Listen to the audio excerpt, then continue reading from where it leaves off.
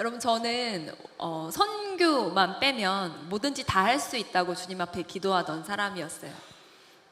하나님께 영광 돌리는 삶을 살고 싶은데 그게 선교는 아니었어요. 그래서 선교 빼면 다 할 수 있다. 그러니까 사역자 빼면 나는 다 할 수 있다라고 오랫동안 기도를 해왔어요. 그런데 이제 고등학교 때 수련회를 갔는데 주님, 제가 이제는 진로를 정해야 됩니다.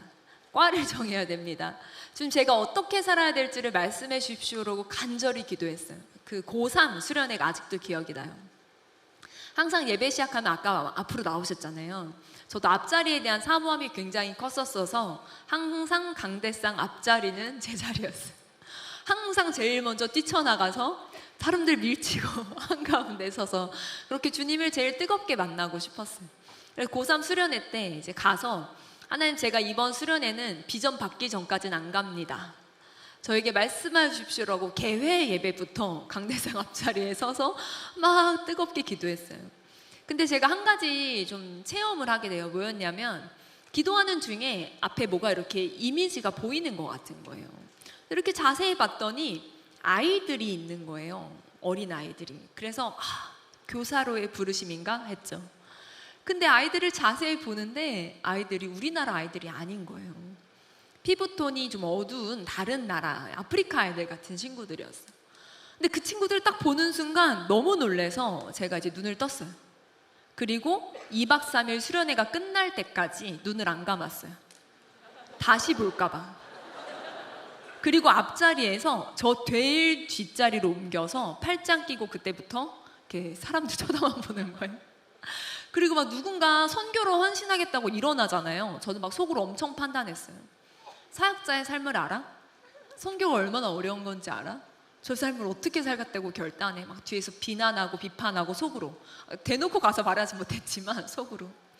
그런데 제 꿈은 원래 11조를 많이 하는 크리스찬이 되는 거였거든요. 여러분 11조를 많이 하는 크리스찬이 되면 11조도 많이 하고 나머지 10의 구조는 누구 거예요? 내 건 거예요. 그러니까 11조를 많이 하는 크리스찬이라는 것 뒤에 하나님도 좋고 나도 좋고 누이 좋고 매부 좋고 꽉 먹고 알 먹고의 심보가 사실 있었던 거죠. 제 영광도 제가 구하고 싶었던 거예요. 여러분 11조를 많이 하려면 절대 가지면 안 되는 직업이 있습니다. 뭐게요? 선교사죠. 사역자. 그래서 사역자와 사역자 빼고는 다 할 수 있다. 저는 개척교회 목사님 딸로 자랐거든요. 지금도 아버지가 하는 교회를 다니고 있어요. 그래서 사역자로 사는 삶이 너무 쉽지 않고 또 선교사님들의 간증을 들을 때마다 너무 귀하고 아름답지만 나는 그렇게 살고 싶지 않다는 마음들이 계속 있었던 것 같아요. 그래서 주님이 보여주신 주님 비전을 보여주세요 했지만 주님이 보여주신 것들을 거절하고 그냥 더 영광을 취할 수 있는, 세상에서 높아질 수 있는 그런 꿈들을 꿨던 것 같습니다. 근데 그러다가 주님을 더 뜨겁게 만나게 되니까 주님이 제 포장지를 벗기기 시작하시더라고요. 멋지게 포장해 놔서 하나님께 영광 돌리는 삶, 11조 많이 하는 삶, 사람들에게 저런 크리스찬이라면 나도 예수 믿고 싶다. 그런 삶을 살고 싶었던 그 포장지를 주님이 벗기기 시작하니까 적나라하게 내 영광을 취하고 싶었던 나의 모습을 보여주시는 거예요. 너무 슬펐고 하나님을 사랑한다고 했지만 사실은 내가 나를 사랑하는 거였구나 라는 거를 마주하게 되면서, 그러면서 제가 이제 22살에 23살이었나 그때 원래 중국 유학을 갔어야 됐거든요. 근데 그걸 그만두고 인도로 떠나게 돼요. 그래서 인도에서 인도 사람들을 만난 건 아니었고 중국 사람들 중에 티베트 민족이라고 있거든요. 이 서남부에 있는 큰 장족이라는 티베트 민족이 있는데 그 사람들이 중국의 압박이나 여러 가지 힘든 걸 피해서 히말라야를 넘어서 인도, 네팔 등지에 난민촌을 이루고 살고 있습니다. 우리나라가 조선 일대 일제강점기 시대 때 중국에 임시정부를 세워서 거기 조선 사람들이 많이 갔었잖아요. 마찬가지로 인도에 티베트 임시정부가 있어요. 거기서 이제 가서 티베트 사람들을 만나게 됐어요. 그런데 이제 그 티베트 사람들한테 가니까 저는 한국 교회에서 나고 자랐기 때문에 주변에 믿는 사람들이 아주 많았어요. 여러분 혹시 친구들을 전도하면 친구들이 두 가지 반응이 있겠죠? 예수님을 믿거나 거절하거나. 예수를 믿으면 둘도 없는 절친이 돼요. 나를 전도해준, 나에게 예수님을 알려준 너무너무 고마운 사람이 됩니다. 그런데 예수님을 안 믿겠다고 하는데 계속 쫓아다니면서 전도하잖아요. 그럼 어떻게 되죠? 네, 끊깁니다, 관계가. 친구 관계가 유지하기가 좀 쉽지가 않아요. 예수님 얘기 안 하면 편하게 지낼 수 있지만 만날 때마다 눈물 흘리면서 예수 믿어야 돼 막 이러면요, 사실 친구들이 좀 불편해하고 안 만나시기도 합니다. 그래서 제가요, 어느덧 예수님 열심히 믿고 사니까 20대 초반이 되니까 주변에 믿는 사람밖에 없는 거예요. 교회 사역도 열심히 해, 캠퍼스에서 기독교 활동도 열심히 해, 전도도 열심히 해. 한국 친구들 막 카페에서 만날 때마다 울면서 예수 믿으라고 하니까 친구들이 이제 안 만나주고, 친구는 끊기고, 남는 친구들은 다 믿는 친구들이 돼버리고, 막 외국인들 쫓아다니면서 복음도 열심히 전했어요. 근데 그래도 어쨌든 주변에 좌를 보나 우를 보나 전부 다 일가 친척까지 다 믿는 사람들인 거예요. 다 예수 믿는 사람들 주변에서 아, 교회도 웬만큼 있구나. 제가 옛날에 서울에 명지대 근처 남가자동 살았는데 거기서 한 200m 걷는데 교회가 한 15개 있더라고요. 정말 교회가 많고, 우리 동네만 해도 교회가 많고 믿는 사람이 많고, 아, 어느 정도 복음이 전해졌구나라고 생각하고 살았는데, 인도의 티벳 난민촌을 갔더니 그냥 한 민족 통째로 그 사람들 집단 자체가 복음에 접촉이 안 돼 있는 거예요. 예수님을 전하면 예수님을 처음 듣는데, 예수님 십자가 사건을 나한테 처음 듣는 거야, 평생 살면서. 그리고 이후로 들을 기회도 없는 사람들. 그러니까 이 사람의 평생에 복음을 처음 듣고 마지막으로 듣는데 그게 전 거예요. 그럼 복음을 나누잖아요. 그럼 거절하죠. 그들의 종교가 라마 불교고, 그들은 환생을 믿고, 그들의 이 종교적인 사회 안에서 복음을 들으면 당혹스럽죠. 아, 너는 그렇게 생각하는구나, 나는 그렇게 생각하지 않아. 거절합니다. 그런데요, 우리도 복음 처음 들었을 때 거절했잖아요. 모태신앙으로 태어나셔서 교회 안에서 자라신 분들도 계시겠지만, 여러분도 교회 다니면서 예수님을 인격적으로 만나기까지, 신앙이 정말 제자도로 들어가기까지 수십 수백 번 복음과 말씀을 들었지만 제대로 신앙을 갖기 어려웠잖아요. 여러분 중에 20살이 넘어서 믿게 되신 분도 계실 거예요. 처음부터 복음이 복음으로 다가오진 않았을 거예요. 이상하고 어색하고 그런 게 있나? 의심도 들고. 그렇지만 예배가 반복되고 기도가 반복되고 하나님을 더 알아가면서 깊게 만났던 여러분 그런 사건들이 기억나실 거예요. 그러니까 복음을 처음 들으면 당혹해합니다. 거절합니다. 그런데 2번 듣고 3번 들으면 이 사람들이 제자가 되는 거예요. 예수님 믿을 수 있게 되는 거예요. 그래서 저는 그런 걸 보면서 아, 이 사람들 중에 왜 교회가 없을까? 왜 제자가 없을까? 복음을 들을 기회 자체가 없었던 사람들이 민족 통째로 있는 걸 보고 너무 놀랐어요. 그러면서 이제 그 민족을 품고 선교를 품고 계속 선교지를 가기 시작했는데, 제가 단기 선교만 20번을 간 것 같아요. 이 티벳 민족으로만 한 10번을 갔습니다. 근데 가서 우리가 아무리 일주일 동안 열심히 사역을 해도 복음을 전할 수 있는 사람이 한계가 있는 거예요. 왜냐하면 그냥 다짜고짜 막 이렇게 복음지를 던지면 안 되는 동네라, 만나면 좀 교제도 하고 놀기도 하고 밥도 먹고 이러다 보면 하루가 가거든요. 이제 그리고 친해지면 복음을 전하고 하기 때문에 혼자 가면 한계가 있는 거예요. 그래서 같이 가자 하면서 계속 선교로 사람들을 데려가는 사역을 하게 됐었습니다. 그리고 우리 선교 동원이라고 하는, 열심히 선교 동원을 하며 살고 있었어요. 저는 원래 그래서 북아프리카에 있는 튀니지라는 나라가 있는데 튀니지의 선교사가 되고 싶었어요. 여러분 많이 들어보셨을 텐데 저도 어렸을 때 진짜 많이 들었거든요. 선교사가 되고 싶었는데 못 되고 못 나가고 한국에 남았다, 이런 얘기를 저 어렸을 때 많이 들었던 것 같아요. 근데 그 흔한 레파토리의 주인공이 제가 될 줄은 몰랐어요. 그래서 선교사를 너무 나가고 싶었는데 못 나가고 계속해서 청년들에게 선교 가자 선교 가자. 여러분 저는요, 선교하는 이유는 이게 제일 즐거워서예요. 제가 선교의 기쁨을 맛보고서는요, 다른 것들이 즐겁지 않아요. 너무너무 기쁘고 너무너무 즐거워서 다른 기쁨을 추구할 수가 없게 되는 거예요. 여러분 선교는 너무너무 재밌는데, 한 번은 제가 티벳 난민에 있는 한 사원을 방문했어요. 불상이 정말 저기 꼭대기 천장에 닿을 정도로 엄청 큰 불상이 있는 사원이었어요. 저희 팀이 가서 이렇게 돌아다니면서 구경을 하고, 돌아다니면서 속으로 이제 대놓고 기도 못 하죠. 대놓고 기도하면 마음 상하잖아요, 사람들이. 그래서 속으로 그냥 기도하고 이렇게 구석에 모였어요. 자, 우리 이제 마을로 들어가서 본격적으로 이제 사람들 만나서 교제하자 하려고 하는데 배가 고픈 거예요. 그래서 우리가 그럼 식당에 들어가서 밥을 먹고 나가자 하고 식당에 들어갔습니다. 그러니까 사원에 딸린 식당이었는데 가서 이렇게 밥을 먹고 일어나려고 하는데 한 아저씨가 저희한테 다가오는 거예요. 근데 여러분 해외여행 나가시면 아시겠지만 지금 K-팝으로, K-드라마로 완전히 열방의 대로가 열렸잖아요. 그래서 만나는 사람마다 코리아 하면서 엄청 반가워하고 엄청 좋아해 줍니다. 그래서 이 외국 사람들이랑 교제하고 시간 보내는 게 너무 쉬운 일이 돼버렸어요. 근데 보통 뭐라고 물어보냐면 노스냐 사우스냐 물어봅니다. 그래서 항상 설명해줘요. 노스 코리아 사람들은 여행을 할 수 없다. 대한민국 같은 자유가 없다. 여러분, 당신들이 만나는 한국 사람들은 전부 다 아마 사우스 코리아 거라고 이렇게 설명을 해줘야 되거든요. 아무리 K-드라마를 좋아해도 이런 거 잘 몰라요. 근데 한 아저씨가 저희한테 다가오시더니 그 당시 김정일이 있을 때였어요. 김정일 하면서 이걸 축구공 모양을 만들더니 김정일하고 발로 빵 차시는 거예요. 그래서 이분은 어떻게 이렇게 우리나라 국제 정세 이걸 알고 있을까? 대부분의 티벳 사람들은 노스 이거부터 물어보는데, 그래서 어떻게 된 거냐고 했더니 본인은 미국에서 왔대요. 그리고 이 사원이 자기 사원이래요. 이 엄청 큰 불상 자기 삼촌이 만들었대요. 그래서 와, 사원 주인이냐? 그러니까 30년 동안 미국에 있었는데 한 번씩 들어와서 자기 사원 둘러보고 가족들 만나고 돌아가는 거예요. 근데 마침 오랜만에 들어왔는데 자기 사원을 둘러보고 있는 중에 외국인이 식당에서 밥 먹는 걸 보고 너무 반가워서 한국 사람이구나 하고 말을 건 거예요. 그래서 앉아봐라 해서 엄청 교제를 시작했죠. 교제를 하는데 우리가 크리스찬이라고 했더니 이분이 미국에 크리스찬 많지. 근데 진짜 엉망진창이라고 크리스찬하면서 크리스찬 욕을 엄청 하시는 거예요.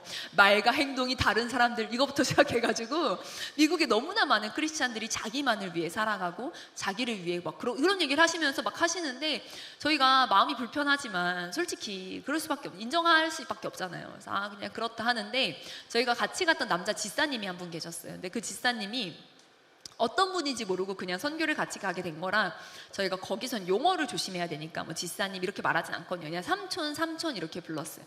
그냥 착하고 듬직한 삼촌이라고 생각했는데 그 삼촌이 크리스찬 욕하는 걸 듣더니 막 부글부글 하셨나 봐요. 그러면서 자기가 간증을 나눠야겠대요. 그래서 좋다, 간증을 나누시라. 영어를 못 하셨어요. 그래서 우리 형제 두 명이, 이 미국에서 온 분은 영어를 잘하잖아요. 그 형제 두 명이 붙어서 저희가 통역을 해드리겠다. 부족하지만 둘이 같이 하면 잘할 거다 해서 둘이 딱 붙었어. 근데 이 삼촌분이 간증을 시작하시는데 첫 마디가 나는 코리아 마피아였습니다. 통역해 주세요. 이렇게 하시는 거예요. 근데 저희가 몰랐어요. 그분의 삶을, 그분의 과거를. 그래서 저희가 너무 놀란 거예요. 저희는 만약에 알았으면 정말 잘해드렸을 거예요. 근데 말을 안 하셔서 저희는 그냥 착하고 좋은 삼촌인 줄 알고 막 그냥 편하게 대했거든요. 동네 아저씨 대하듯. 코리아 마피아였습니다 하는데 이거 뭐라고 통역해요? 코리아 마피아 이거 통역할 필요 코리아 he was 코리아 마피아 막 이러면서 시작됐어요. 근데 뭐라고 하시냐면 심각한 거 동네 깡패가 아닌 거예요. 자기들의 어떤 과거를 적나라하게 오픈하시는데 120kg가 나갔었대요. 지금 홀쭉하신데. 그리고 이게 소년원을 어릴 때부터 드나들었고 조폭으로 영화보다 영화 같은 삶.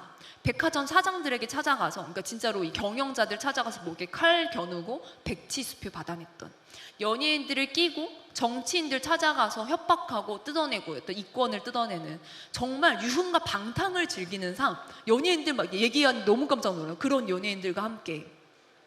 그리고 오른팔로 자기가 그 조폭의 우두머리 오른팔로 그 조폭을 대신해서 감옥을 갔대요.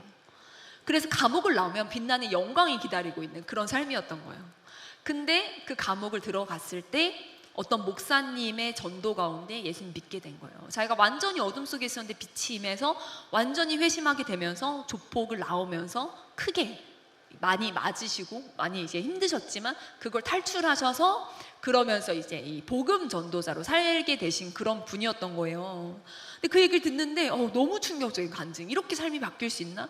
그러면서 그분이 막 복음을 나누다가 그 예수님 나를 찾아오신 예수님을 나누다가 막 감격에 못 이겨서 눈물을 펑펑 쏟으시면서 우리 죄 때문에 하면서 이게 막 예수님이 십자가에 못 박히시고 이걸 뭐 표현하고 싶으셨나 봐요. 갑자기 연극을 시작하시는 거예요.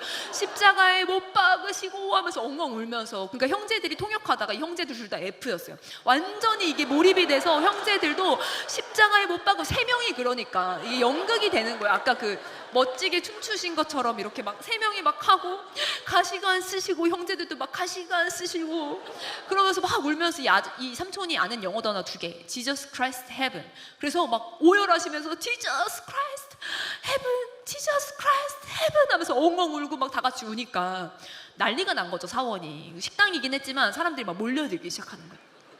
이게 뭔 일이냐, 이렇게 구경하는 사람들이 수십 명이 생긴 거예요. 그러면서 보이지도 않아 오열하면서 Our God loves you 하면서 막 하나님이 아저씨를 사랑하십니다 막 이러면서 들었던 이 사원 주인분이, 미국에서 오신 분이 너무 놀란 거예요. 그래서 너무 당황하시면서 제가 수많은 크리스찬을 만났지만 이런 크리스찬 간증은 처음 듣는다. 자기가 반드시 기억하겠다 하시고 급히 자리를 떠나셨어요. 당황하셨던 거야. 급히 자리를 정리하고 떠나시고, 그분을 잘 보내드리고 나니까 수십 명이 우리 얼굴만 쳐다보고 있는 거예요. 그래서 우리가 붙어라, 한 명씩 붙었어요.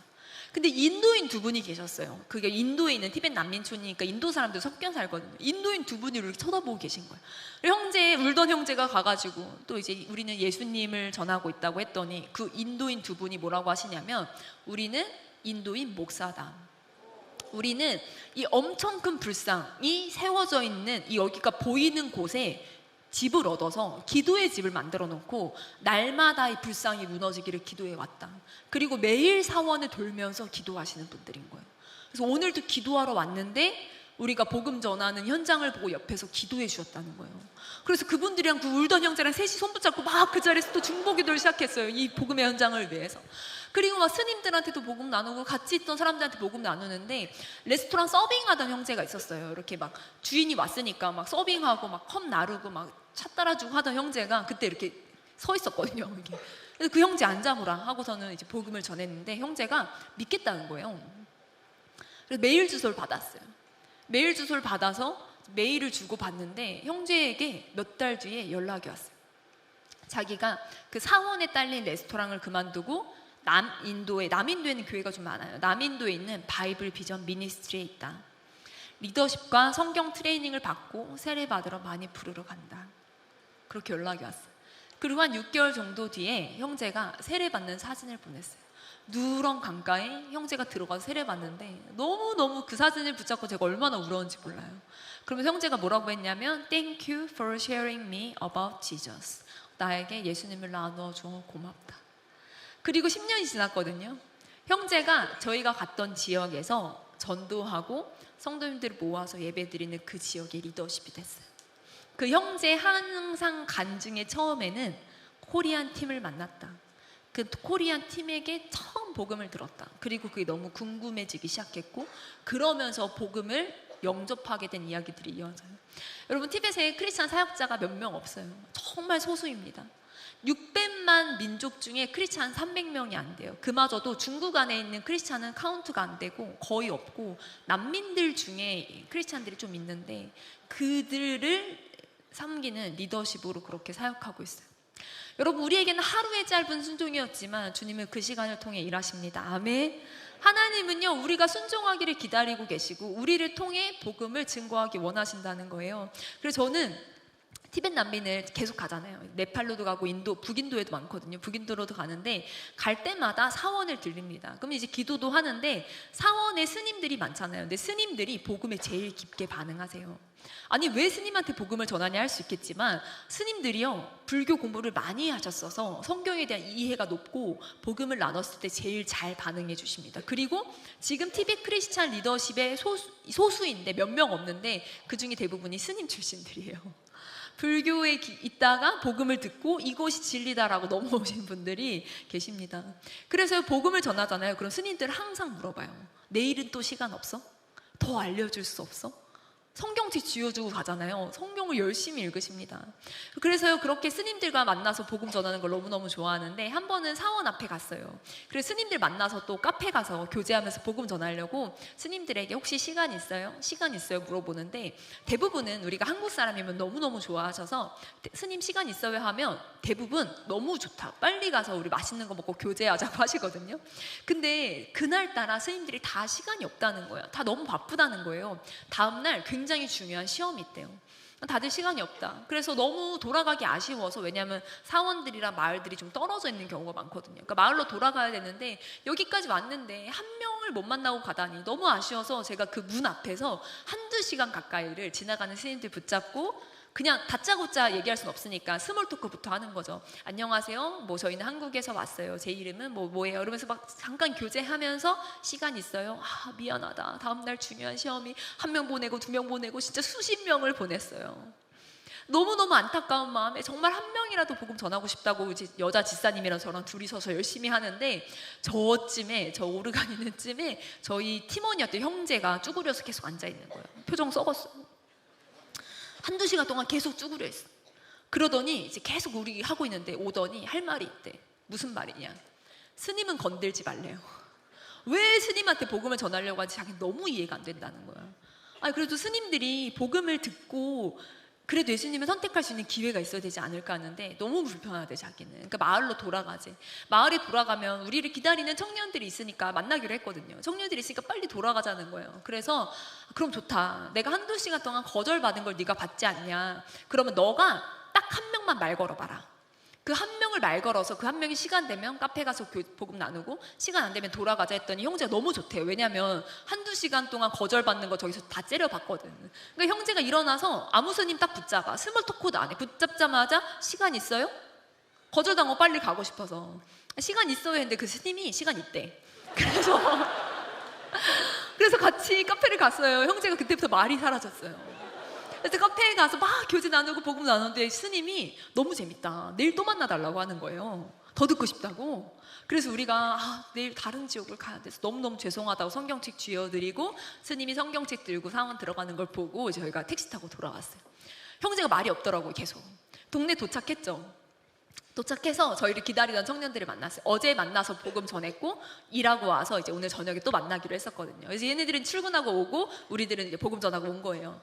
그래서 만나가지고 이제 같이 또 교제하려고 하는데 그 옆에 새로운 친구 한 명 있는 거예요. 새로운 친구. 그래서 누구세요? 어떻게 오셨어요? 뭐 어떻게 친구예요? 했는데 친구인 줄 알고 데려온 줄 알고 했는데, 그분이 저를 이렇게 보더니 많이 본 것 같은데 막 계속 그러시는 거예요. 여러분, 제가 티벳 사람 수백 명한테 이상으로 복음을 전했는데 솔직히 말하면 얼굴이 다 기억이 안 나거든요. 너무 짧게 만나고 복음 전한 사람. 근데 저는 한국인이니까 그 사람들이 기억할 수 있잖아요. 근데 저를 보더니 계속 어디서 많이 본 것처럼 생겼는데 막 이러면서, 너 여기 몇 번 왔니? 이 동네 정말 시골 동네랑 관광지가 아니에요. 그냥 티벳 난민촌이라 거기는 한 번 이상 갈 데가 아니에요. 사실 한 번도 갈 이유가 없는 데인데 복음 전하려고 한 7-8번 간 거예요. 근데 너 본 거 같은데 막 이러면서 저희가 누군지를 막 알아맞히려고 하는데, 너희 여자 집사님, 남자 청년 나이 다 다른데 너희는 어떻게 팀이야?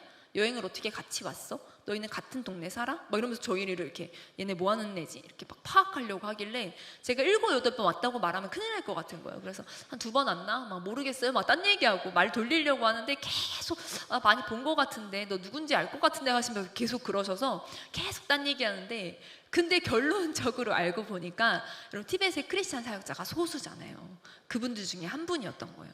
제가 이전에 교제한 적 있는 분이었던 거예요. 그러니까 저는 기억 안 나는데 이분이 한 번 교제했던 걸로 계속 얼굴이 기억나서 맞추고 싶어 했던 거예요. 그래서 왜 여기 있냐 했더니, 얘네들이, 저희가 어제 만나 복음 전한 친구들이 자기가 복음 전하다가 포기한 애들이래. 거의 1년 만에 다시 왔대. 근데 왔는데 야, 어제 한국 애들이 와서 복음 전하더라 하니까 저희가 너무 궁금해서 보고 가려고 기다렸다는 거예요. 근데 저는 막 계속 딴 얘기하고 우리 막 크리스찬 아닌 척하고 막 이랬거든요. 막 우리는 그냥 여행 왔는데 막 이랬는데, 알고 보니까 너무 반갑다 하고 이제 같이 복음을 전했어요. 그 티벳 청년 2명 앉혀놓고 막 영어로도 전하고 티벳어로도 전하고 막 같이 막 기도도 해주고 예배도 하고 찬양도 하면서 우리가 같이 예배 드리는데 뭐 거의 억지로 앉혀놓은 격이 된 거죠. 너무 신나게 기도하고 예배 드리고 이제 이분한테, 사역자분한테 간증을 좀 나눠달라고 했어요. 저도 이분이 어떻게 사역자가 되는지는 모르고 하니까 간증을 좀 나눠주세요 했는데, 했는데 이분이 뭐라고 말하시냐면 자기가 원래 스님이었대요. 티벳 본토에서 스님이었는데 예수님의 얘기를 우연히 들었대요. 모든 인류를 위한 사랑, 모든 사람을 위한 사랑, 대속, 이런 개념을 들었는데 이게 너무너무 이상하게 계속 생각나더래요. 그러면서 너무너무 궁금하더라는 거예요. 도대체 이건 뭐지? 이 사람은 뭐지? 예수가 누구지? 그래서 그때부터 사람들을 만날 때마다 너 주변에 크리스찬 있어? 너 주변에 크리스찬 있어? 이걸 계속 물어보고 다닌 거예요. 근데 티벳에서 못 찾은 거죠. 그리고 히말라야를 한 달 동안 넘어서 걸어서 인도에 도착해서 인도에 오면요, 티벳 난민 교육센터가 있어요. 거기서 이제 교육을 받거든요. 영어도 배우고 힌디어도 배우고. 그러면서 영어를 좀 배우고 나서 그때도 계속 물어봐요. 주변에 크리스찬 있어? 크리스찬 있어? 만나는 사람마다. 근데 영어를 좀 익숙하게 할 쯤 돼서야 어떤 사람이 내 주변에 외국인 크리스찬이 있어 하고 선교사를 소개해 준 거예요. 그러니까 그 선교사님한테 성경을 받았대요. 그리고 굴에 들어가서 성경을 읽고 크리스찬으로 나왔어요. 그리고 그때부터 복음 전도자로 사는 거죠. 가족들이 침을 뱉고 단절당하고 직업도 집도 갈 곳이 없어졌어요. 그러니까 선교사님의 도움으로 신학을 하고 지금은 전도자로 오토바이 타고 인도 난민 지역을 돌면서 복음 전도자로 살고 있어요. 그 당시에 거의 유일한 사역자였어요. 근데 같이 있던 형제가 그날 스님한테 복음 왜 전하냐고 했잖아요. 근데 주님이 스님에게 복음 전하게 하시고 반응하는 걸 보게 하시고 스님이었다가 사역자가 된 형제를 만나게 하신 거예요. 그 형제가 엉엉 울면서 제가 다시 와야겠습니다 라고 고백했어요. 여러분, 열방에 복음의 필요가 있습니다. 근데요, 그 형제가 주변에 그 사역자분이 주변에 크리스찬 있어? 크리스찬 있어? 하면서요 몇 년 동안 그걸 찾았는지 아세요? 크리스찬을 만나기까지 대충 11년이 걸렸대요. 11년. 그 형제는 왜 11년을 기다렸어야 했습니까? 왜 주변에 크리스찬이 없어요? 여러분, 우리가 하루만 우리의 안일함과 나태함에 젖어 들어가는 시간이 누군가에겐 간절히 복음을 기다리는 시간이에요. 하나님이 야, 크리스찬 되려면 11년 정도는 간절히 기도해야 된다, 그런 걸까요? 순종하는 자들이 없어서, 복음 들고 나아가는 자들이 없어서 그 민족 통째로가, 그 지역 통째로가 복음에 완전히 소외된 지역들이 있다는 거예요. 한국에 이렇게 교회가 많은데, 이렇게 하나님을 사랑하는 자들이 많은데, 여러분, 주님이 열방에서 우리를 기다리심을 믿습니다. 아멘. 그렇게 티벳에 열심히 사역하다가 주님이 저를 또 튀니지로 보내셨어요. 원래 튀니지는 티벳에 저는 뼈를 묻으려고 했는데 주님이 또 이제 제가 중문과였잖아요. 제가 중문과였거든요. 중국 유학 포기하고 티벳 난민을 만나고 와서 제가 동아시아학도 공부하고 우리나라에 있는 티벳에 관련된 모든 책을 다 읽고 정말 티벳 선교사가 되기 위해 열심히 노력했더니 졸업할 쯤 되니까 튀니지로 보내시더라고요. 튀니지는요, 여러분, 선교지는요 종교가 다르면 거의 모든 것이 다릅니다. 튀니지는 이슬람이에요. 99% 무슬림들이 사는 나라입니다. 아프리카에 있어요. 아프리카 최북단에 있는데 지중해를 끼고 있고 너무너무 아름다운 나라예요. 근데 거기로 주님이 또 보내시는 거예요. 그래서 어쩔 수 없이 갔죠. 근데요, 여러분, 무슬림들도요 복음을 제대로 들은 적이 없는 거예요. 왜냐하면 이들은 조금 더 어려운 게, 어릴 때부터 이슬람 교육을 받을 때 기독교에 반대되는 메시지를 교육을 받습니다. 예를 들면 예수가 선지자로 알아요. 예수는 선지자고 하나님의 아들이 아니라 사람의 아들이야. 애초에 이렇게 배웁니다. 동정녀 탄생을 믿어요. 마리아가 성령의 능력으로 임신했다. 그래서 하나님의 아들이 아니라 마리아의 아들이다 라고 배웁니다. 예수님 십자가에서 못 박힌 거 인정합니다. 근데 못 박혔는데 죽기 직전에 바꿔치기 했어. 다른 제자로. 그래서 십자가에 죽은 건 다른 제자예요. 예수님 십자가에서 고통만 오지게 받으시고 천국으로 올라가 살아서. 그래서 마지막 날 누가 오세요? 마지막에 선지자 예수가 오세요. 그 사람들 이사가 와요. 그렇게 알고 있어요. 그러니까 예수님은 하나님의 아들이야 하면 모든 무슬림들이 100% 하나님 와이프 데려와봐. 하나님 와이프가 어딨어? 예수님 하나님의 아들 아니야. 그렇게 다 교육을 받습니다. 그래서 예수님 하나님의 아들이야. 이다 아니다 코피 터져요. 한 번은요, 저희 팀 형제 한 분이 이전에 시디부스라는 지역에 들어가서 사담이란 형제를 만났는데 그 사담한테 복음 전하다가 밤새 논쟁하다 코피가 터진 거예요. 그리고 지고 끝났어요. 예수님 하나님의 일이야 아니야 이해 아니야, 십자가에 못 박혀서 죽었어 안 죽었어. 그래서 무슬림 만나서 제일 안 좋은 게 논쟁하는 거거든요. 근데 형제가 처음 가고 그런 거 잘 몰라서 논쟁하다 코피가 터진 거죠. 그리고 이제 저희가 그 지역에 두 번째 찾아갔어요. 근데 가면서 이제 우리 팀원들이 그 사담 집은 가면 안 된다고.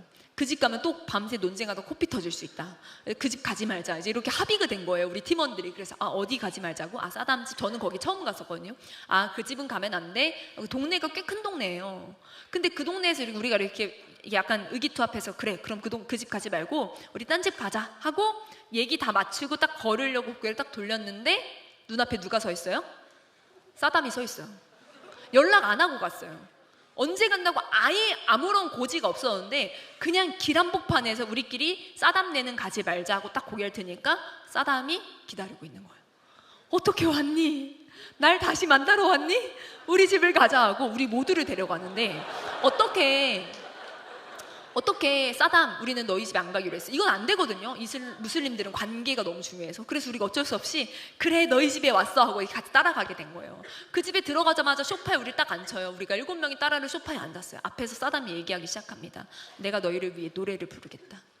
무슨 노래? 뭐 웰컴송 아까 보니까 수련회 때 올라오시면서 찬양 불러주시더라고요. 근데 우리한테 노래를 불러주겠다고 우리는 기대를 했죠. 도대체 무슨 노래 부를까 했더니 당신은 사랑받기 위해 태어난 사람. 한국어로. 당신의 삶 속에서 그 사람 받고 있지요. 당신은 저희는 여기서 끝날 줄 알았어요. 네, 태초부터 시작된 하나님의 사랑은 여기서 끝날 줄 알았어요. 당신은 사랑받기 완창을 하는 거예요. 이 곡을 처음부터 끝 다 부르는. 여러분 한번 아랍어 노래를 통째로 외워온다고 생각해보세요. 아랍어 한마디도 못하는데 아랍어 노래 한 곡을 통째로 외우려면 얼마나 많이 불러야 됩니까? 여러분 사담이 뭐라고 말하냐면요, 너희가 떠나간 이 6개월 동안 너희가 이 찬양을 저희가 불러줬었거든요. 너희가 불러준 이 노래를 자기가 6개월 동안 매일 들었다는 거예요. 너희를 만나면 불러주려고. 그러니까 우리는 안 만나려고 했지만 하나님은 만나게 했어야 되는 거예요. 그러니까 사담을 데려다가 우리 앞에 갖다 놓고 다 같이 콧게서 사담 집에 들어가게 한 거죠. 여러분 6개월 동안 여러분 제가 찾아봤거든요. 그 도시 인구가 4만 명이에요. 여러분 이게 그냥 동네가 아닙니다. 꽤 큰 도시예요. 꽤 큰 도시에서 정말 길 한복판에서 만나게 하신 하나님의 인도하심이 있는 거죠. 그리고요 우리가 막 교제 엄청 했어요. 막 신나게 놀고 다음날 아침에 가족들이랑 좀 분리돼서 사담에게 이제 교제하려고 하는데 사담이 뭐라고 하는지 아세요? 너희가 말한 예수님, 그때 막 코피 터지게 싸웠잖아요. 너희가 말한 예수님을 내가 믿어보려고 노력했다. 근데 잘 되지 않더라. 이렇게 얘기하는 거예요. 믿어보려고 노력을 했다는 거예요. 그렇게 코피 터지고 싸운 이후로. 그래서 다시 복음을 전했어요. 예수님은 하나님의 아들이야. 예수님 십자가를 널 위해 죽었어. 다시 사셨어. 그러면 네가 이 시간 예수님이 네 마음에 모시면서 함께 기도하겠니? 예수님을 너의 구주, 너의 구원자로 영접하겠니? 하겠다는 거예요.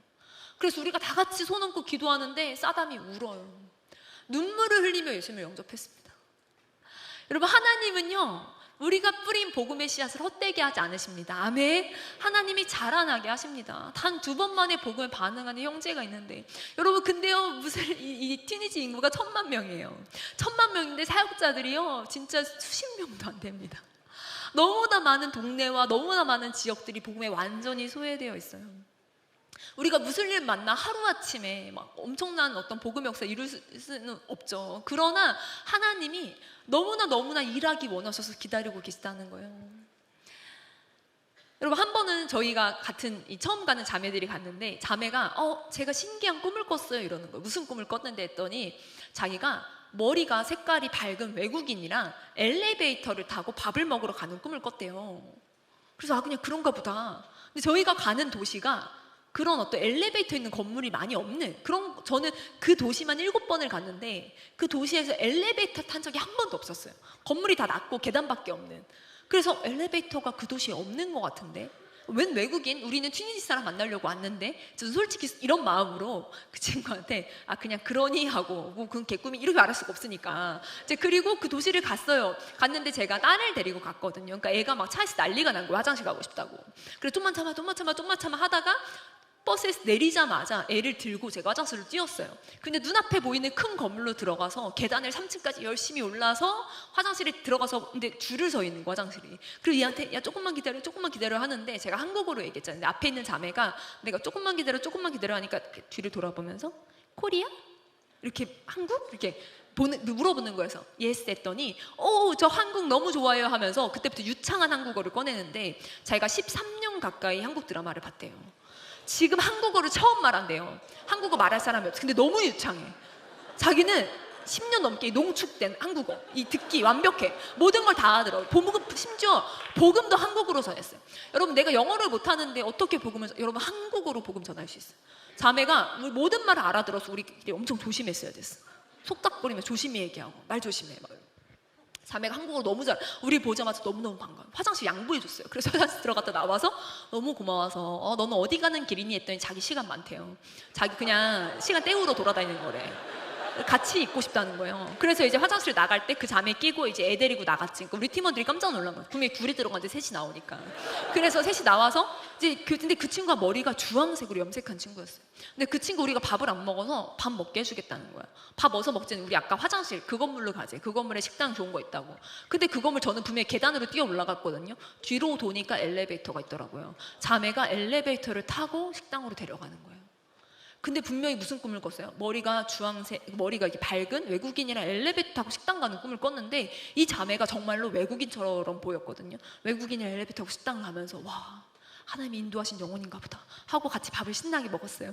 그리고 그 친구가 자기가 막 좋은 데를 구경시켜 주겠다는 거예요. 여러분, 선교지 가면 고생하나요? 아니에요. 정말 튀니지의 멋진, 저는 진짜 그런 풍경 처음 봤어요. 지중해 멋진 바다들을 막 구경시켜 주면서 너무나 즐거운 시간을 보내면서 이제 우리가 앉아서 교제를 하면서 우리가 간증을 좀 나눠보자, 간증 나누면서 복음 나누자 했는데 이제 그러면서 우리가 이제 크리스찬이다 하면서 예수님 얘기를 꺼내려고 했더니 자매가 먼저 얘기해요.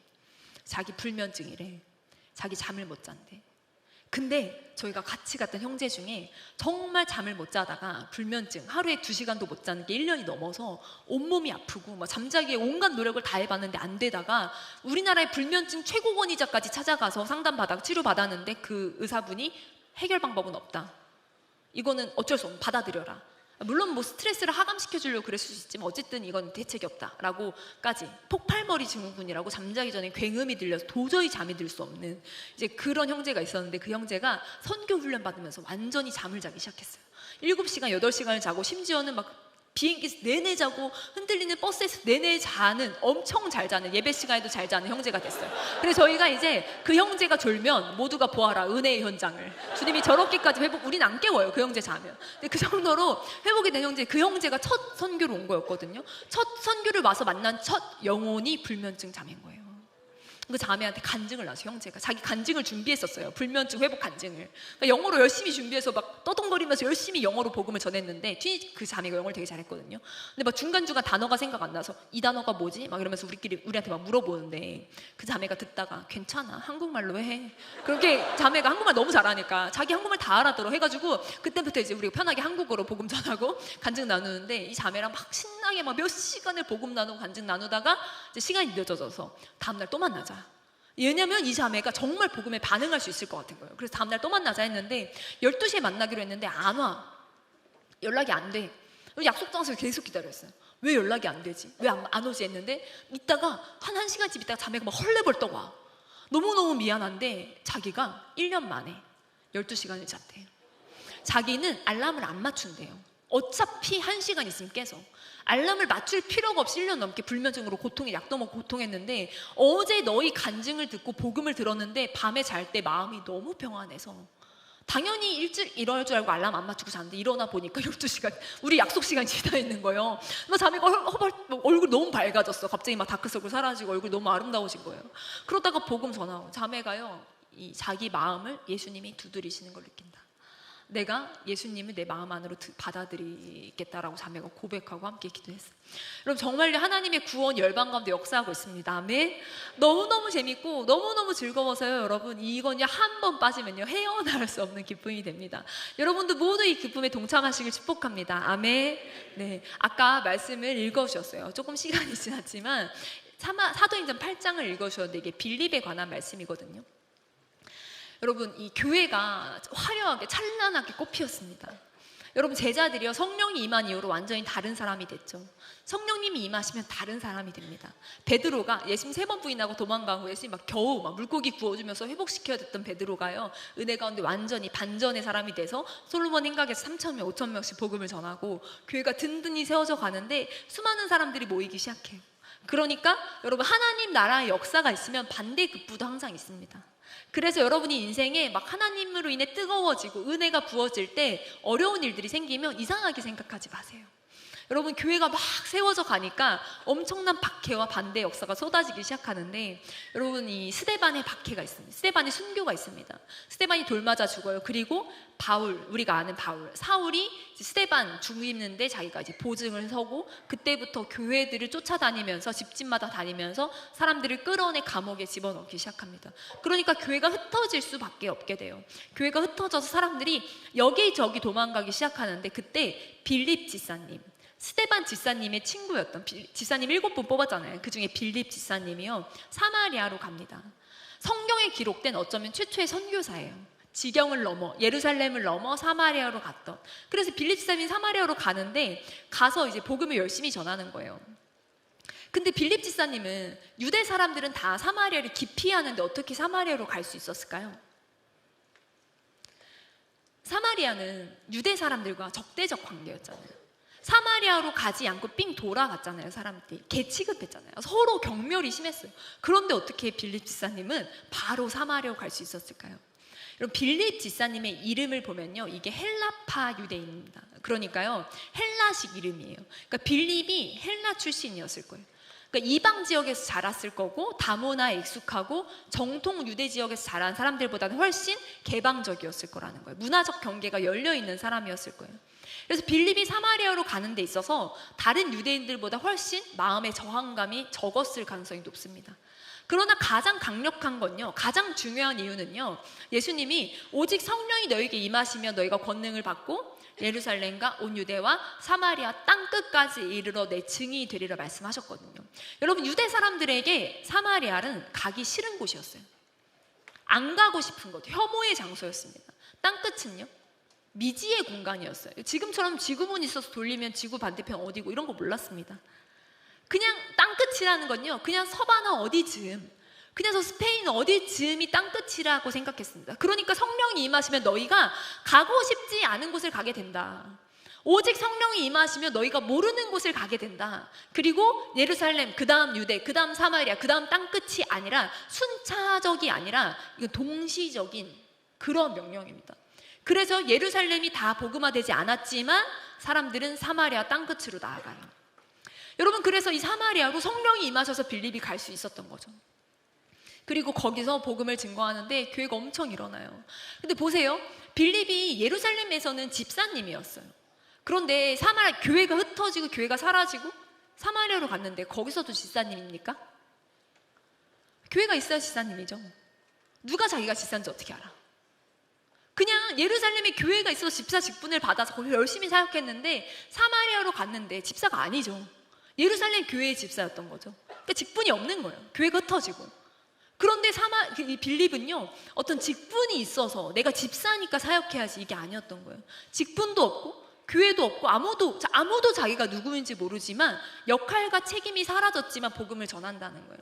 여러분, 복음을 전하는 건요, 어떤 직분자의 소명이 아닙니다. 복음을 전하는 건요, 역할과 책임, 그리스도인이 어떤 모양을 갖췄기 때문에 하는 게 아니라, 복음 증거는요, 그리스도인의 그냥 정체성이에요. 그리스도인이면 복음을 나누는 거예요.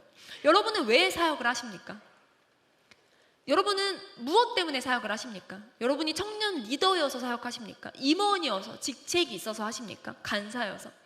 만약에 직임이 사라진다면 어떨까요? 여러분이 아무도 크리스찬인 걸 모르는 곳에서 여러분 어떠십니까? 여러분의 직장에서. 여러분이 크리스찬인 걸 주변 사람들이 아세요? 여러분의 어떤 이 친구들 사이에서. 여러분, 제가 아는 분은요, 이름이 성경 인물이에요. 딱 들으면 저 사람은 이 기독교 집안에서 자랐구나 싶은 이름을 사용합니다. 근데 그분이랑 같이 이제 친구들이랑 식당을 갔는데 그분이 연락을 한 거예요. 제가 김정훈으로 예약해놨습니다. 그래, 김정훈이 누구세요? 그분이 오세요? 물어봤더니 자기 가명이래요. 왜 가명을 쓰세요? 했더니 자기는 컴플레인 걸어야 된대요. 자기는 택배도 김정은으로 받는데요. 왜냐하면 컴플레인 걸고 막 불평해야 되는데 자기 이름이 성경 이름이니까 이게 교회 덕이 안 되겠다 싶어서 눈치 보이니까 가명을 쓰는 거예요. 여러분, 아무도 우리가 크리스찬이라는 걸 모를 때 우리는 어떻게 행동합니까? 저는요, 이전에 한 단체에서 15년 동안 간사로 사역했었습니다. 20대 초반부터 선교를 하면서 간사라는 명칭으로 제일 많이 불렸어요.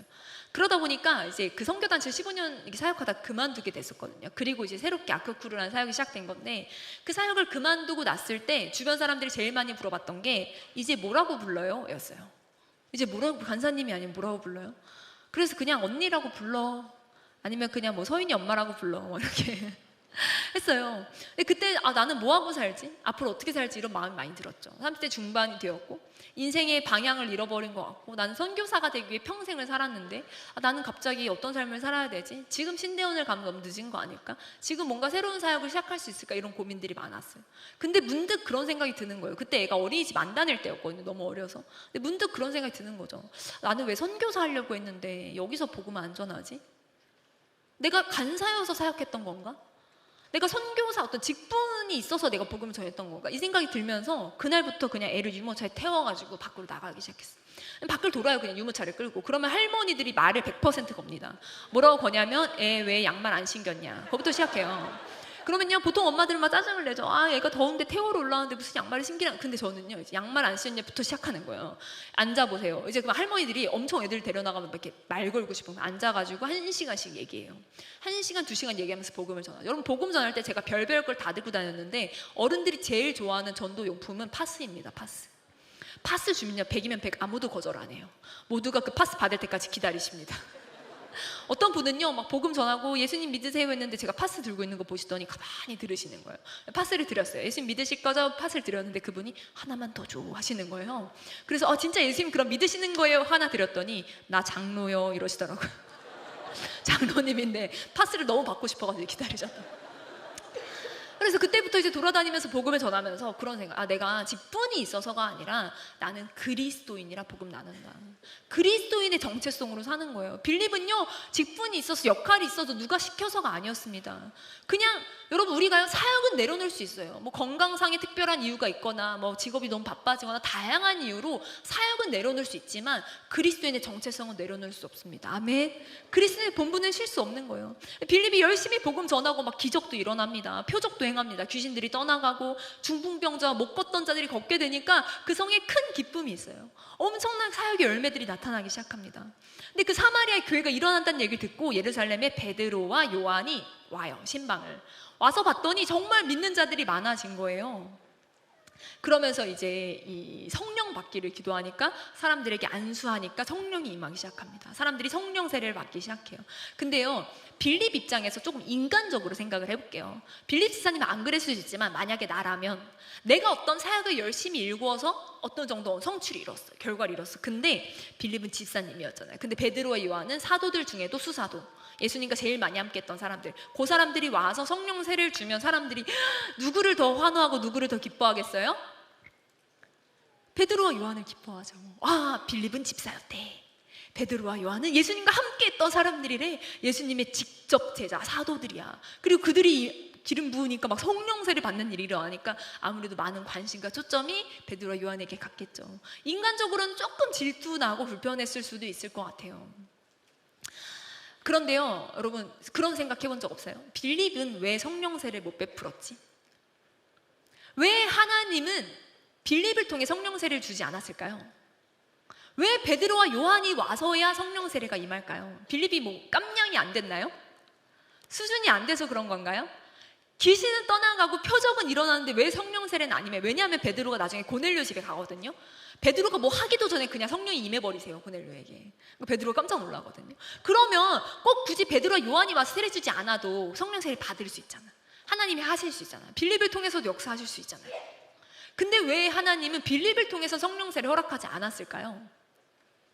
이상하죠. 근데 생각해 보세요. 만약에 빌립이 표적도 행하고 막 병도 고치고 귀신 떠나고 성령 세례까지 임해요. 그러면 유대의 교회와 사마리아 교회는 어떤 관계가 됐을까요? 두 사람들은 유대와 사마리아는 적대적 관계였잖아요. 이 상황을 통해서 만약에 헬라파 빌립을 통해서 그런 모든 역사가 일어났다면요, 완전한 자립적인 교회였겠죠. 사마리아 교회는 유대 교회와 분리되었을 거예요. 그리고 사마리아 사람들의 오랜 관습상 예루살렘의 종교 지도자들을 인정하지 않았습니다. 예루살렘 성전을 거절했었습니다. 각각의 교회가 됐을 거예요. 하나의 교회가 되기 어려웠을 거예요.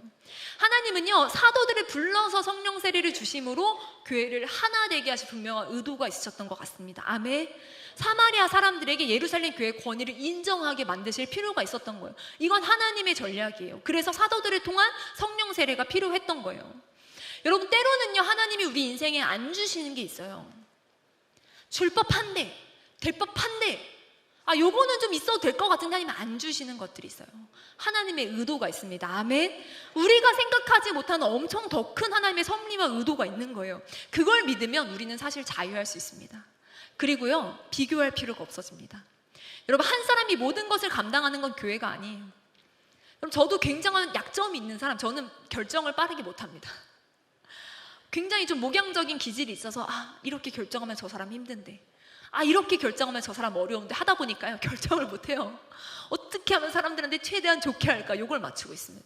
그러다 보니까 리더가 결정하지 않으면 사실 어려워요. 리더는 결정을 해줘야 되잖아요. 근데 저는 결정을 못하는 거예요. 타이밍을 계속 늦추는 거예요. 그래서 제가 못하는 걸 저희 남편이 합니다. 저희 남편이 굉장히 빠르게 결정합니다. 굉장히 빠르게 결정하고 결단하는 부분이 있어요. 그리고 남편이 못하는 걸요, 또 다른 간사님이 합니다. 또 다른 간사님이 못하는 걸 또 다른 분이 하세요. 저는 이렇게 사역하는 걸 보면요, 이게 테트리스 같다는 생각을 해요. 어떤 사람이 여기가 되게 모나게 튀어나와 있거든요. 근데 그것 때문에 할 수 있는 사역이 있어요. 어떤 사람은 이렇게 생겼는데 그것 때문에 감당할 수 있는 사역이 있습니다. 그래서 하나님은요, 하나님의 큰 그림을 위해서, 하나의 교회를 만드시기 위해서 빌립에게 제안하신 부분이 있고 베드로 요한을 통해 일하신 부분들이 있는 거예요. 그래서요, 우리가 교회 안에서 비교 안 했으면 좋겠습니다. 하나님이 저 사람에게 어떤 은혜를 주시고 어떻게 역사하시든 우리는 그걸 비교하고 따질 필요가 없어요. 여러분, 그리고요, 빌립이 하나님의 공동체를 사용하시기 때문이죠. 빌립이 스데반의 죽음 때문에 도망가서 사마리아까지 왔잖아요. 근데 막 사역이 일어나, 복음을 전하니까 막 교회가 일어나, 그 성에 큰 기쁨이 있습니다. 그런데 스데반이 사람이잖아요.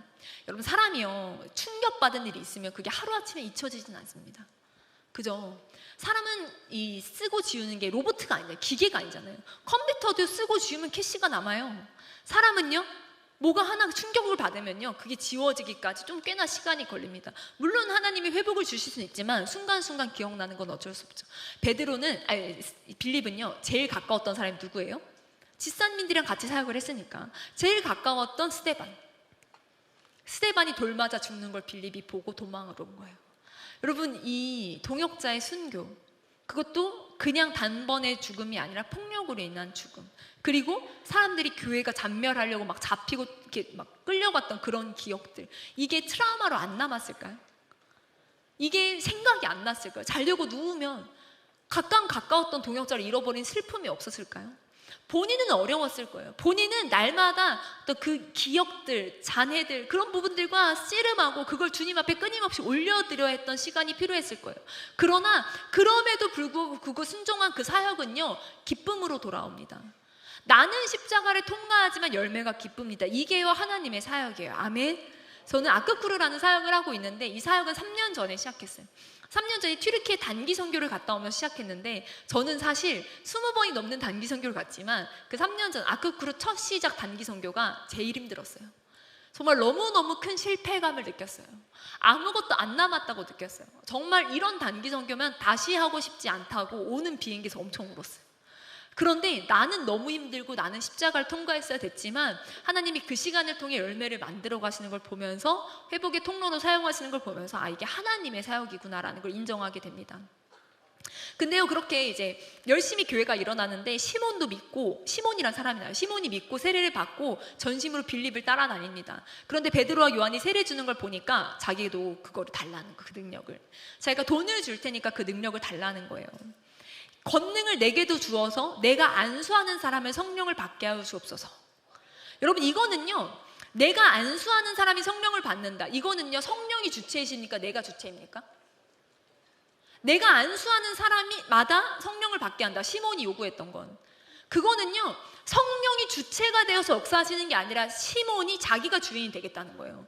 자기가 성령을 다루겠다는 거예요. 자기가 성령을 도구처럼 자기가 이렇게 만지겠다는 거예요. 여러분, 시몬은요, 능력을 갈망했는데 이게 하나님을 갈망한 건 아니었습니다. 하나님을 갈망하지 않을 때 어떻게 되냐면 우리는요, 돈으로 거래하듯이 하나님과 거래하고 싶어 해요. 내가 대가를 많이 지불하면 원하는 걸 받을 수 있을까? 내가 헌금을 많이 하면 주님이 이 기도 들어주실까? 내가 헌신을 많이 하면 주님이 나 결혼시켜 주실까? 내가 열심히 수고하고 이번 선교 다녀오면 주님이 나 취업시켜 주실까? 이 재정 문제 해결해 주실까? 여러분, 이렇게 우리가 이 어떤 것들을 얻기 원하는데 보면요, 결국 이 사역을 하는 목적이 뭐냐, 이 헌신하는 목적이 뭐냐, 내가 커지냐 하나님이 커지냐를 보면 압니다. 아무도 인정해 주지 않을 때 그만두는 사람들이 있어요. 내가 열심히 수고하고 노력했는데 내가 1년 동안 아무도 보지 않을 때 뒤에서 막 열심히 했는데 아무도 칭찬을 안 해줘. 내가 이 수련회를 위해서 얼마나 땀 흘리고 수고했는데 아무도 격려 안 해줘. 그러면 못하겠다 하시는 분들은요, 사실 잘 돌아보셨으면 좋겠어요. 내 사역을 내가 하고 싶은 걸 수 있어요. 여러분, 내가 열심히 수고했는데 아무도 칭찬 안 하잖아요.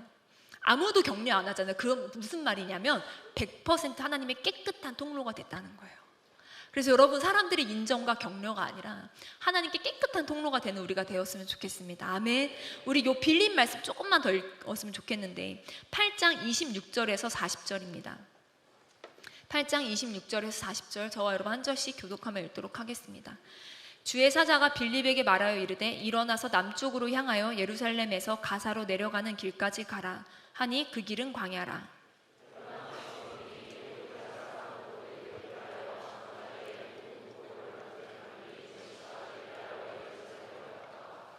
돌아가는데 수레를 타고 선지자 이사야의 글을 읽더라.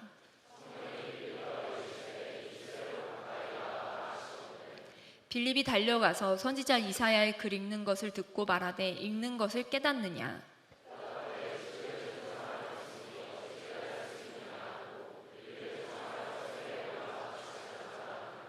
읽는 성경 구절은 이것이니 일렀으되 그가 도살자에게로 가는 양과 같이 끌려갔고 털 깎는 자 앞에 있는 어린 양이 조용함과 같이 그의 입을 열지 아니하였도다.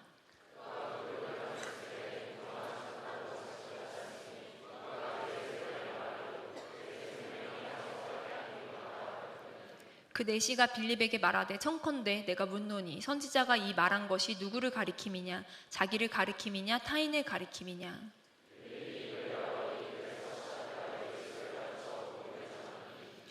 길 가다가 물 있는 곳에 이르러 그 내시가 말하되 보라, 물이 여기 있으니 내가 세례를 받음에 무슨 거리낌이 있느냐.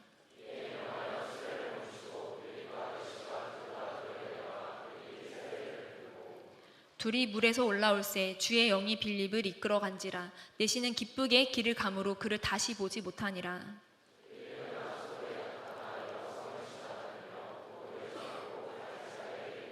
아멘. 여러분, 후에 베드로 요한은 돌아가요. 그럼 사마리아 교회 성령까지 임했으니까 이 사람들이 다시 누가 리더십이 돼요? 최종 리더십이? 빌립이 되는 거죠. 교회가 흥왕하게 일어나고 이때가 진짜 재밌게 사역할 수 있는데요. 너무 즐겁게 사역할 수 있는데 하나님이 빌립에게 뭐라 그래요? 성령의 음성이 임해서 광야로 가래요. 그 길은 광야라. 광야길로 사마리아에서 예루살렘까지 50km 이상, 예루살렘에서 광야까지 50km 이상, 그러니까 100km 이상을 지금 빌립 보고 가라는 거예요. 3회에서 5일을 걸어야 됩니다. 무더위의 지형적인 특성까지 고려하면요, 그 이상 걸렸을 거예요. 그리고 엄청나게 힘듭니다. 광야를 혼자 걷는 건 미친 짓이었어요. 굉장히 위험합니다. 노숙했어야 됐고, 어디 식당이 있습니까? 그냥 음식 대충 차려가지고 가야 됩니다. 대충 싸가지고 가야 됩니다. 그리고 중요한 건요, 하나님이 누구를 만나서 뭘 할 거라고 설명을 안 해줬어요.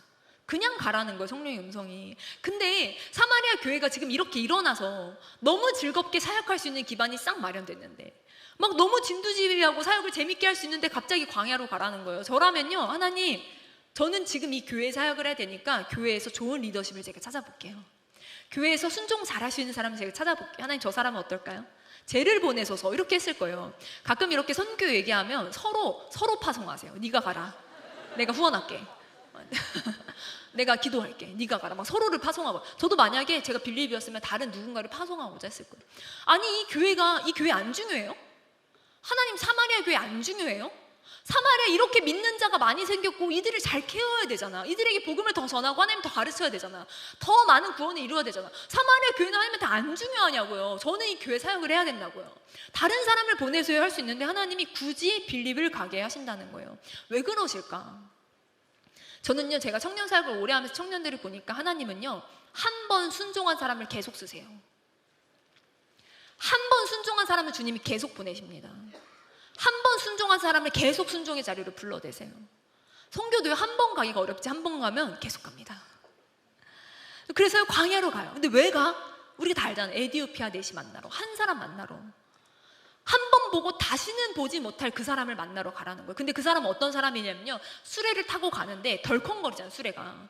왜냐면은 비포장 도로니까, 광야가. 뭐 아스팔트 깔아놨어요? 비포장 고르를 수레가 바퀴가 아무리 크더라도, 아무리 왕실 호송용 바퀴더라도요, 덜컹거렸을 거예요. 그 안에서 이사야서를 읽습니다. 너무 간절함이 있는 사람인 거예요. 여러분 걸으면서 책 읽어보셨어요? 읽어봤을 거예요, 청소년기에. 시험 앞두고 암기한 거 막 종이 막 적으면서 막 시험 기간에. 여러분 걸으면서 책 읽는다. 엄청 간절한 거예요. 여러분 차에서 책 읽어보신 적 있으세요? 종이책? 차에서 종이책 읽을 수 있는 분? 저는 읽을 수 있어요. 저는 너무 감사한 은혜 중에 하나가 멀미를 안 합니다. 그래서 차에서요, 온갖 문서 작업과 엑셀 편집과 종이책까지 읽어요. 종이 저에게 주신 은혜예요. 근데 여러분, 이게요, 덜컹거리는 차에서 종이책 같은 거, 두루마리 같은 거, 작은 글씨 보는 거예요. 웬만하면 쉽지 않습니다. 그리고 엄청 간절해야만 할 수 있습니다. 에디오피아 내시가 너무 간절했어요. 말씀을 사모함으로 읽었어요. 하나님은요, 그 사람에게 빌립을 만나게 해주고 싶었던 거예요. 빌립은 이해가 안 됐죠. 여기 이렇게 사역 만들어놨더니 갑자기 나보고 가라고? 근데 빌립은요, 갑니다. 그게 뭐냐면요, 빌립은요, 자기 사역한 게 아니라 하나님의 사역을 한 거예요. 자기 사역이었으면 못 놓고 가요. 자기 사역이었으면 포기 못 합니다. 근데 하나님의 사역이니까 하나님에게 맡기고 자기는 광야길을 가는 거죠. 어떻게 보면 비효율이에요. 낭비입니다. 그런데요, 모든 이 사역을 내려놓고 주님의 말씀에 순종하여 가는데, 이제 내시가 이사야의 글을 읽고 있어요. 당시 에디오피아는요, 지금의 에디오피아는 아니라고 합니다. 이 북쪽에 있는데 수단 지역의 나일강 상류에 메로의 왕국이라고 있었어요. 금, 상하철, 그리고 향료, 보석 등의 온갖 무역의 중심지였습니다. 이스라엘과 왕래가 있었어요. 간닥인데, 간닥의 여왕은 이제 파라오 같은 직책의 이름이에요. 간닥의 여왕의, 이 왕이 신적인 존재로 여겨져서 여왕이 대신 통치했는데, 그 이 여왕이 실제 국가 운영을 하는데 재정을 맡은 사람으로 엄청 고위 관료인 거예요. 아프리카의 가장 부유한 국가 중에 하나였다고 합니다. 거기서 재정 담당이라는 거, 국가 전체 재정 총괄과 무역의 어떤 여러 가지 전체적인 재정을, 재무부를 다 담당하는 사람이었다는 거죠. 그 사람은 왜 예배하러 왔을까요? 개종자였을 수 있는데 할례받지 않은 사람이었을 가능성이 높다고 합니다. 그리고 내시기 때문에 성전 한복판에 들어갈 수는 없었어요. 메로에서 예루살렘까지 2,400km입니다. 최소 편도로 한두 달이 걸린다고 합니다. 왕실 호송용 마차로 움직여도요, 보급품까지 해서 꽤 큰 규모의 수레인데, 그 사람이 이사야 이 두루마리 읽으면서 가고 있는 거예요. 그런데 이 두루마리 읽는 중에 시속이, 수레가 제가 찾아봤는데 대충 6에서 8km라고 합니다. 그리고 빌립이 와서 만나는데 두 사람이 이제 헬라어로 대화를 하는 거예요. 실제로 이 내시의 헬라어가 굉장히 고급 헬라어였다고 합니다. 내시가 읽고 있는 본문이 어디였냐면요, 이사야 53장 7절 8절이에요. 이사야 본문 전체 중에 예수 그리스도의 고난을 가장 직접적으로 묘사한 성경책 핵심 본문을 읽고 있는 거예요. 이사야서가 총 몇 장이냐면요, 66장입니다. 총 몇 절이냐면요, 1292절입니다. 그럼 1292절, 이사야 통째로 66권 중에 이 1292절 중에 지금 해당 본문이, 읽고 있는 본문이 53장 7, 8절이니까 확률을 계산해 보면 이 나누기 1292를 제가 미리 해왔어요. 0.15%입니다. 내시가 두루마리를 읽는데 하필 53장 7, 8절을 읽고 있을 확률은 이사야 전체 본문에서 계산하면 0.15%예요. 이 내시가 읽던 이 본문의 이 구절과 빌립이 찾아와서 만났을 때 그 타이밍이 정확하게 맞히는데 4,800km를 가는 중이에요. 지금 내시는 광야에 4,800km를 가고 있고 빌립은 거의 100km 이상을 왔어요. 이 중간에서 만날 때 딱 이사야 본문이 딱 그 본문일 확률, 불가능이죠. 누가 하신 거예요? 하나님이 하신 거예요. 빌립에게 가라고 했어요. 가라. 누구 만날지 어디서 뭐 할지 모르고 그냥 가라고 했어. 광야에서 갔더니 수레가 있으니까 가까이 가라. 또 가까이 갔어. 또 말 걸어서 그렇게 복음을 전하고 세례까지 주게 된 거예요. 여러분, 하나님의 인도하심을 순종해 본 사람은 알 거예요. 너무나 놀라운 하나님의 기적적인 일하심이 있습니다.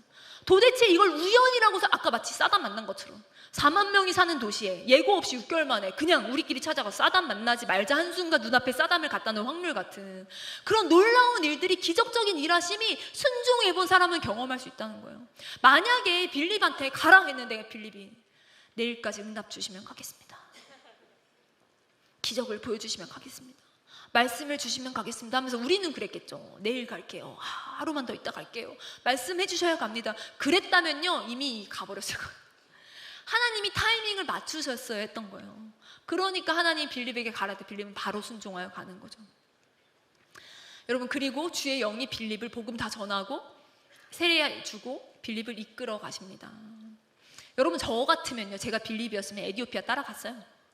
메로 얼마나 멋있어요. 온갖 내 집 얼마나 부자예요. 그 두루마리서 비싸거든요. 서기관한테 다 옮겨 쓴 거라. 그 비싼 책을 사가지고 볼 정도로 부유한 나라에. 그럼 나한테 복음을 전해준 사람이니까 에티오피아 내식 얼마나 고마워. 빌립한테 나도 한번 가봅시다 하면 따라가면 수레, 왕실 호롱술에 가가지고 왕실 구경하고 원수 구경하고 신기한 온갖 진기한 에티오피아 음식 다 먹어보고, 와 여기도 교회 세고 너무 좋잖아. 너무 좋잖아. 근데 빌립은 그걸 또 안 따라가고 주의 영이 이끌어 다른 도시로 데려갑니다. 우리가 사역하다 보면요, 우리 영향력 확인하고 싶어 해요. 내가 복음을 전해서 어떻게 된 거지? 내가 사역의 열매가 뭐지? 결과가 뭐지? 얼마나 많은 사람들이 왔지? 그리고 복음을 몇 명이 들었지? 우린요 계속해서 확인하고 싶어 합니다. 내 영향력을 확인하고 내 어떤 내가 한 거를 막 이 사역의 열매를 내 거라고 주장하고 소유하고 싶은 마음들이 있어요. 그래서 때로는요 영혼들한테 서운함을 느끼기도 합니다. 아니 너 내가 이렇게 섬겼는데 어떻게 나한테 그럴 수가 있어? 어떻게 내가 너를 이렇게 했는데 너 나보다 다른 사람을 더 좋아할 수가 있어? 그런데요, 빌립은요 사마리아 교회도 놓고 광야로 가고 광야에서 만난 에티오피아 내시도 그냥 놓고 주님의 인도하심을 따라갑니다. 빌립은 정확하게 하나님의 사역을 감당하고 있는 거예요. 그리고 빌립과 헤어진 후에 내시가 기쁘게 그 길을 갑니다. 에티오피아 내시도 기쁘게 그 길을 갔어요. 여러분, 하나님이 빌립을 통해 또 기쁜 일을 만드십니다. 사마리아 성도 기뻤고 에티오피아 내시도 기쁩니다. 여러분, 이게 은사예요, 은사. 여러분, 가끔씩 보면요 제가 그런 분들이 계세요. 저는 지혜의 말씀의 은사를 받은 것 같습니다. 근데 딱 들어보면 알아, 아닌 것 같아. 어떤 분은 저는 찬양의 은사가 있습니다. 딱 들어보면 알아, 아닌 것 같아. 근데 가끔씩 저는 어린아이들을 너무 사랑해서 어린아이들에 대한 은사가 있습니다 하는데요, 이건 애들이 알아요. 다음 세대 은사는. 왜냐하면 애들은 막 혼내도 앵기는 애들이 막 선생님한테 막 부비고 앵기는 그런 선생님이 있어요. 막 호랑이여도. 근데 어떤 선생님은 막 사탕 다 뿌려도 애들이 안 와. 그런 분들이 있어요. 제가 아크크루 시작될 때 제가 처음에는 사람이 없으니까 남편이랑 둘이 시작했으니까 제가 처음에 기타 치고 예배 인도했어요. 그리고 너무 힘들어 10분 쉬어. 그리고 그동안 본문 읽도록 해. 그 다음에 말씀 나누고 했거든요. 근데 이제 그때는 남편이 우리 예배자 필요한데 너무 힘들어 하더라고요. 나는 은혜가 있는데 남편이 힘들어 했어요. 그러다가 제가 그렇게 이제 북치고 장구치고 하는 걸 보고 저희 친구 한 명이 너무 힘들어 보인다 이러는 거예요. 그래서 그 친구가 예배하는 친구였거든요. 그러면 네가 예배 인도를 했더니 알겠대, 자기가 하겠대요. 그 친구가 이제 매주 예배 인도를 하기 시작했는데 그때부터 남편이 너무 은혜가 있다, 너무 은혜가 있다, 예배가 너무 좋았다 이러는 거예요. 이게 은사가 있고 없고 차이인데요, 여러분, 우리의 은사는 다른 사람을 기쁘게 합니다. 아멘. 나는 기쁘지 않을 수 있어요. 나는 십자가를 져야 될 수 있어요. 나는 괴로울 수 있어요. 그러나 하나님의 교회를 기쁘게 합니다. 그래서 빌립이요 아소도에 나타나 여러 성을 지나 복음을 전하고 가이사라에 이릅니다. 여러분 보시면요, 주의 영이 빌립을 이끌어라고 합니다. 여러분 39절을 좀 띄워주시면 좋겠어요. 둘이 물에서 올라올새 주의 영이 빌립을 이끌어 간지라. 이 이끌다는요, 이 낚아채다, 낚아올리다, 물고 가다란 뜻이에요. 그러니까 처음에는요 성령이 이르되 가라 하니까 갑니다. 그리고 이 가까이 가라도 가까이 가요. 그러니까 성령이 가라 하니까 가고 가라 하니까 갔는데 여기서부터 주의 영이 빌립을 이끌어 간 거예요. 사로잡아 간 거예요. 낚아채 간 거예요. 어떻게 우리가 성령에게 사로잡힐 수 있는지 아세요, 여러분? 우리가 성령님이 우리를 사로잡았으면 좋겠잖아요. 하나님이 저를 사로잡으셨으면 좋겠습니다. 하나님, 저는 성령께 사로잡히고 싶습니다. 우리가 그렇게 기도하는데요, 이게 어떻게 가능하냐면요, 작은 순종이 쌓여야 됩니다. 빌립은요, 가라니까 가고 가라니까 가고. 성령의 음성 앞에 순종을 쌓았어요. 작은 순종이 쌓인 사람을 성령이 사로잡을 수 있습니다. 왜냐하면 성령님은요, 자유의지를 꺾고 일하시는 분이 아니시기 때문이에요. 억지로 막 우리가 열지도 않은 마음속에 막 들어가서 마음 만지고 이러실 수 있는 분은 아니에요. 우리가 열어드린 만큼, 우리가 순종해드린 만큼 주님이 일하실 수 있습니다. 빌립은요, 지속적으로 순종을 쌓았어요. 작은 순종을 쌓았습니다. 작은 순종을 쌓고 하는 중에 성령이 사로잡으실 수 있었던 거예요. 그리고 40절을 띄워주시면요, 40절에 빌립은 아수도에 나타나 여러 성을 지나다니다가 복음을 전합니다. 그리고 가이사랴로 가죠. 여러분, 나타나, 저는 이 본문을 정말 좋아해요. 이 표현을 정말 좋아합니다. 빌립은 아수도에 나타나다 was found at이에요. 그동안은요, 빌립이 일어났다, 빌립이 달려갔다, 빌립이 말했다, 빌립이 전파했다, 능동적으로 빌립이 스스로 한 것입니다. 그런데 이때부터요, 성령께 이끌려, 성령께 사로잡혀서 그때부터는 그가 나타났다. 문법적으로 수동태입니다. 뭐냐면요, 성령이 그 인생의 주체가 되신 거예요. 성령이 빌립의 인생의 주어가 되신 거예요. 빌립은 인생의 수동태가 됩니다. 작은 순종을 쌓았던 빌립을 성령이 사로잡으셔서 빌립을 하나님이 끌고 가시는 대로 빌립은 이끌리는 삶을 살게 됩니다. 그러니까 인생의 주체가 성령님이시고 성령이 직접 이동시킨 것으로 우리가 보고 있습니다. 여러분, 성령께 사로잡힌다는 건요, 하나님의 사람이 된다는 것, 성령의 사람이 된다는 건요, 내가 주어가 되는 삶이 아니에요. 내가 원하는 것을 내가 마음대로 하는 삶이 아니라 성령님이 인생의 주어가 되셔서 성령님이 하고 싶은 것들을 우리를 통해 하시는 삶입니다. 그렇게 해서 이제 가이사랴까지 가는데요, 사도행전 21장에 보면요, 전도자 빌립이라고 나옵니다. 사도행전 8장 이후로 한 20년이 지났어요. 가이사랴의 터를 잡은 거예요. 거기에 가정과 교회를 세웁니다. 그리고 21장에 보면요, 빌립이 4딸이 있는데 4딸이 다 모두 다 예언을 합니다.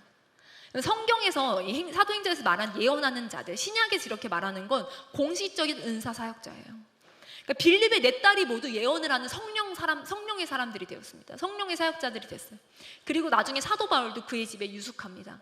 가이사랴 교회의 거점이 됩니다. 그런데 여기 나온 아소도랑 가이사랴 모두 이방과 소통하는 지역입니다. 그러니까 사마리아도, 에티오피아 네시와의 만남도, 아소도와 가이사랴도 모두 다 헬라파 빌립의 정체성에 딱 맞는 곳이었던 거예요. 여러분은 나는 왜 이렇게 태어났지? 나는 왜 이런 삶을 살고 있지? 그런 질문들이 있을 거예요. 나는 어떤 사람이지? 여러분, 성령께 사로잡히잖아요. 그러면 성령님이요, 여러분의 기질과 성향을 정확하게 사용하십니다. 여러분의 모든 삶의 배경들이 이게 왜 이랬어야 됐지? 나는 왜 이런 가정에서 이런 삶을, 이런 직업을 갖고 있지? 그 모든 것이요, 성령께 사로잡히면 해석이 되고 주님의 일하심의 가장 귀한 통로가 됩니다. 아멘. 여러분, 어떤 성령님의 음성을 듣고 싶으세요? 요즘 청년들, 어느 주식이 오를지 듣고 싶습니다. 로또 번호 불러주십시오. 어디에 집을 사야 되는지, 어디에 투자를 해야 되는지, 어떤 직업을 가져야 되는지, 어떻게 하면 내가 내 인생의 안정을 구가할 수 있는지.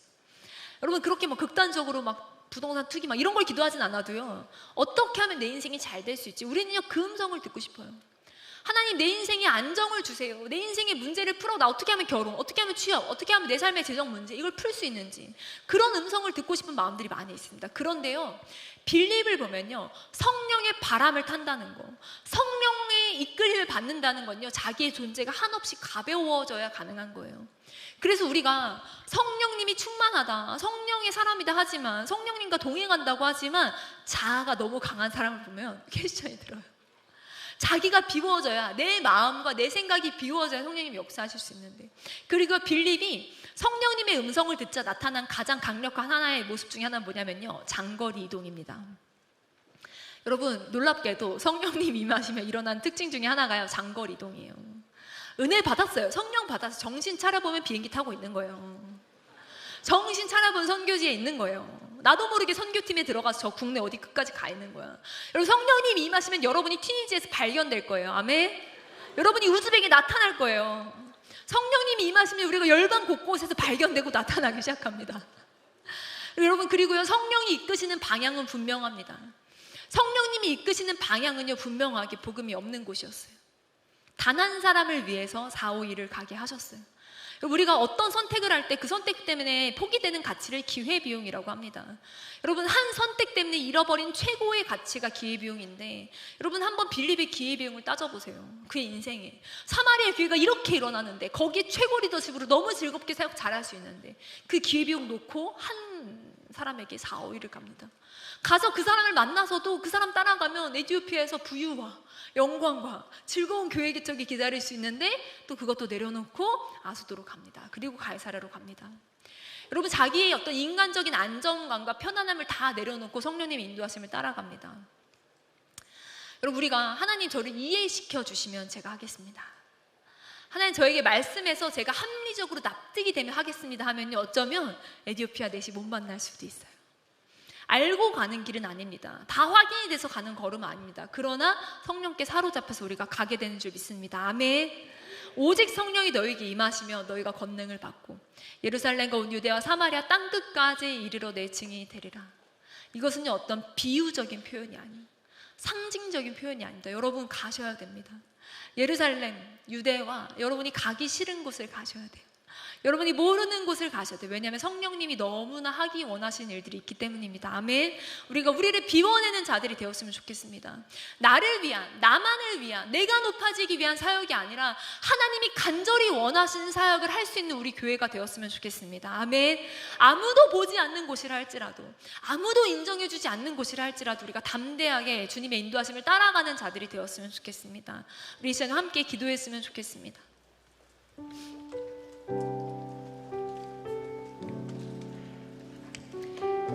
제가 튀니지를 갔을 때 만났던 한 자매는 예수님의 꿈을 꾼 적이 있는 자매였어요. 그런데 그게 도저히 해석이 되지 않아서 그 꿈을 풀고 싶어서 여기저기 알아보다가 이 사우디아라비아 이맘에게 그 꿈을 맡기고 해석해달라고 의뢰했어요.